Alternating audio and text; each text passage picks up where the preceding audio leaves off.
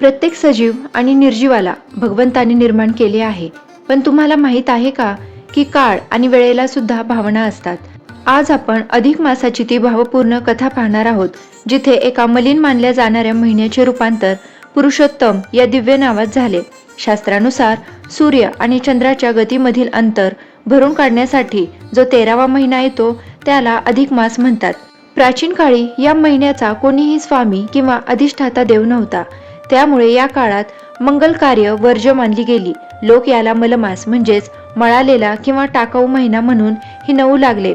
कोणीही स्वामी नसल्यामुळे या महिन्याला अत्यंत दुःख झाले. त्याला वाटले, माझा जन्म तर भगवंतानेच केला आहे, तर मग जग माझा तिरस्कार का करते.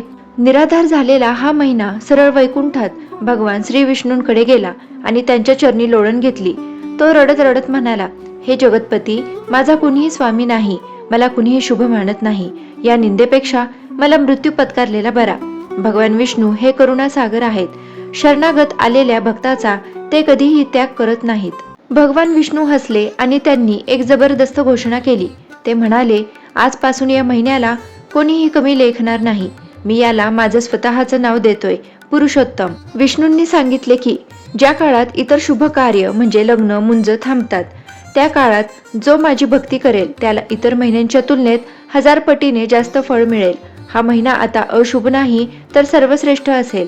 बघा मंडळी, ज्याला जगाने नाकारलं होतं त्याला खुद्द देवाने आपलंसं केलं.